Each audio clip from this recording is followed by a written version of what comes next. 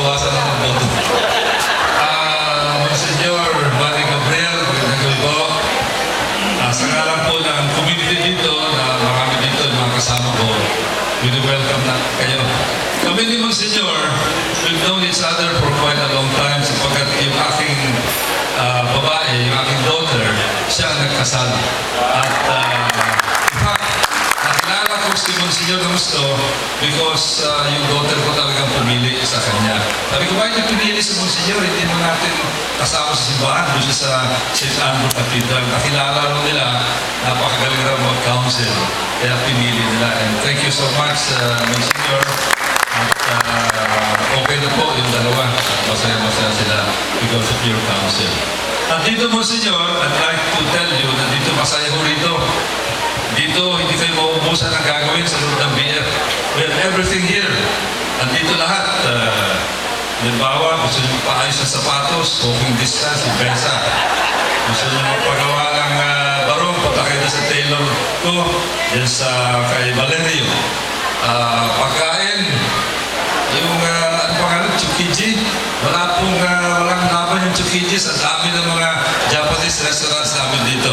We have more Japanese restaurants and Korean restaurants than in Japan and Korea here in BF. Ito po yan. Ganyan kasi dito. At yung joke ni Ciel kanina, sample pa lang yan. If you want real jokes, sumama kayo sa amin.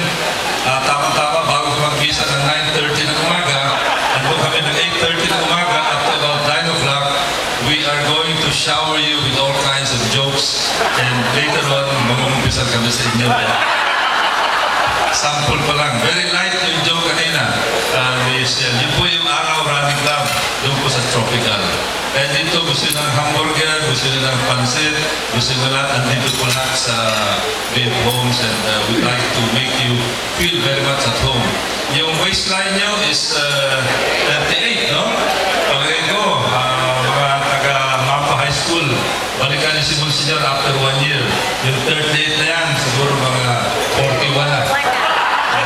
Sa magsawa kayo ng hamburger, lahat ng klase pagkain. This is one, alam niyo ba? Okay, hindi niyo alam.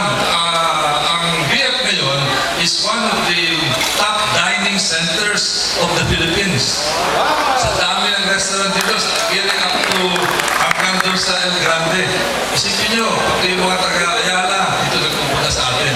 Mga taga-Makati, dito po nagpupunta sa atin. At kami po ay natutuwa.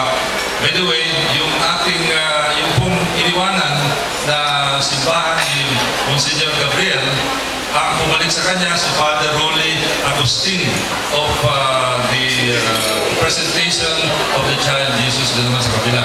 Nag-switching lang sila, except na dito kayo, siya naman galing doon sa kabila. At speaking of coffee, sabi niya coffee, no?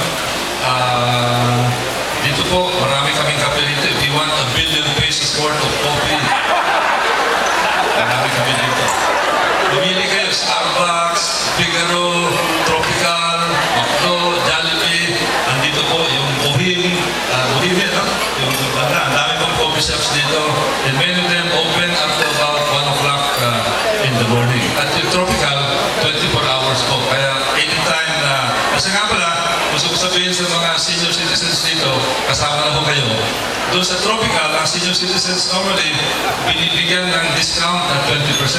Pero pag nakasabay niyo ako, o ilang unahan, ang discount na bibigay sa inyo 100%. Thanks to Congressman Alas. Kanina rin, may nagtatanong yung mga kasama niyo galing sa St. Andrew.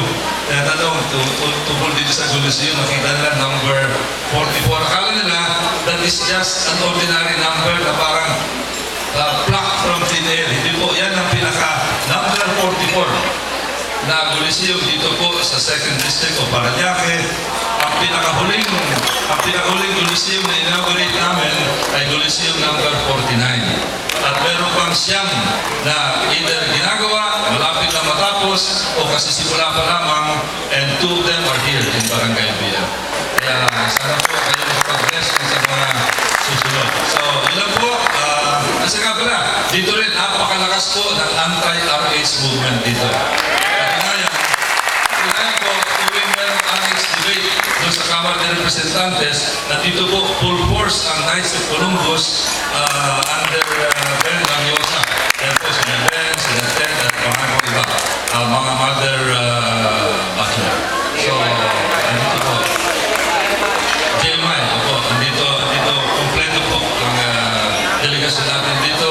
At magsisimula na muli ang debate ng RH sa hopefully not next week but the week after. At pagkatapos yan, sasabay na yung budget dribble na tayo. Palagay ko, maisasabay natin ito especially with your presence here, which will make the anti-RH movement stronger here in Barangay Villa. Maraming salamat po.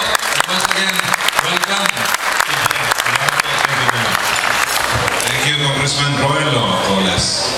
Okay, so siguro at this point I would like to call on Ofi. Yeah, the